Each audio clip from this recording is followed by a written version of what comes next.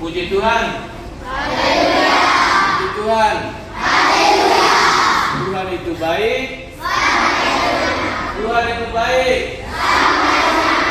Selama-lamanya. Amin. Bapak Ibu guru, anak-anak yang saya kasih. Siapa di antara kita yang tidak punya hati? Angkat tangan. Yang tidak punya hati. Semuanya kita punya hati, ada atau tidak? Baik. Kalau kita punya hati, siapa yang punya hatinya baik? Angkat tangan.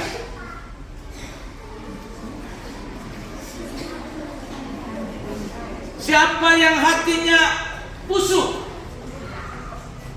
Ada atau tidak?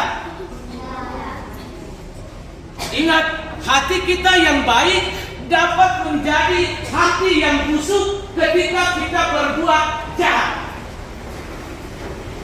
Ketika sikap tingkah laku, tutur kata kita berubah menjadi sebuah kejahatan. Dan itu akan merubah hati kita yang baik menjadi hati yang busuk. Hari ini adalah hari Jumat pertama dalam bulan ini, bulan Agustus.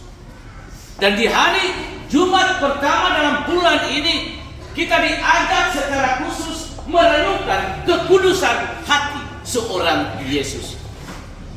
Yesus memiliki hati yang kudus. Dan kekudusan hati Yesus itu nampak dalam seluruh tingkah lakunya, dalam seluruh perbuatannya, dan dalam seluruh pengajarannya. Dia mengajar dengan hati yang penuh kasih, hati yang selalu mau merangkul, membawa semua orang hidup lebih dekat dan lebih beriman kepada Bapa di surga. Dalam materi ini tadi kita sama-sama dengarkan. Yesus, dia kembali ke kampung halaman, dan di situ dia mengajar banyak orang. Semua orang merasa takjub dengan pengajarannya. Orang takjub. Ketajuban orang banyak itu bukan mau membuat mereka untuk menerima dan mengakui akan kebaikan yang dimiliki oleh Yesus, malah mereka melontarkan pertanyaan-pertanyaan sinis. Kok dia ini asal dari kampus sini, sekarang dia mengajar dengan penuh kuasa. Dari mana dia peroleh semuanya itu?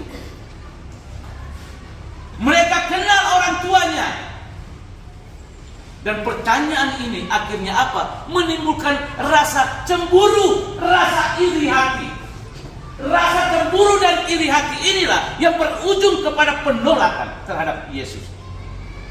Bukan hanya pribadinya saja ditolak, tetapi seluruh pengajarannya dan seluruh perbuatan baiknya juga ditolak.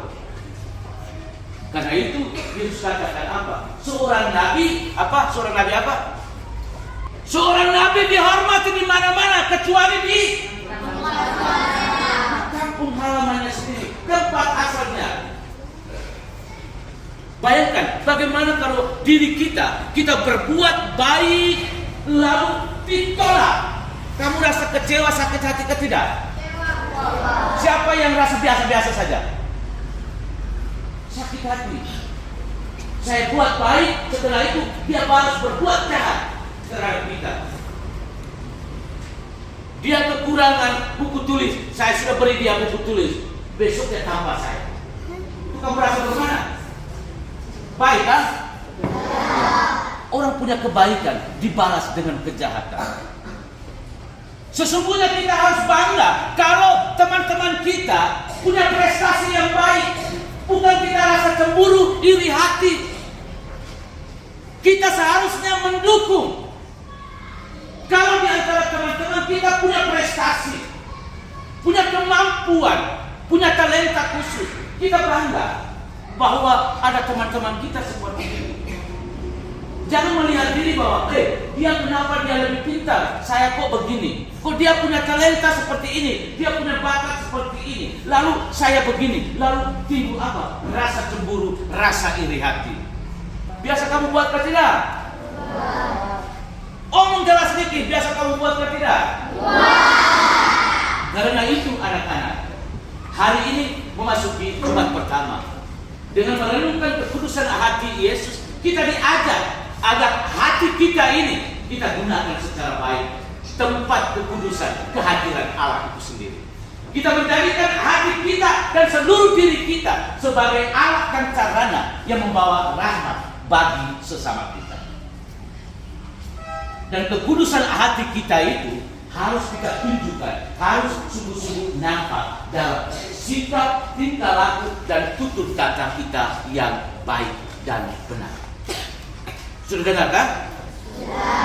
Semoga hari ini kita sekalian diingatkan dan disadarkan bahwa dengan merenungkan kekudusan hati Yesus, kita juga membuka diri kita kepada Yesus Putra Allah dan membiarkan Yesus yang memiliki hati yang kudus itu juga masuk tinggal di dalam hati kita, dan membiarkan hati kudus Yesus itu menjadikan hati kita juga kudus dan membuat kita menjadi tanda sarana yang kudus, membawa rahmat dan berkat bagi sesama kita yang ada di sekitar kita. Tuhan memberkati kita sekalian. Amin.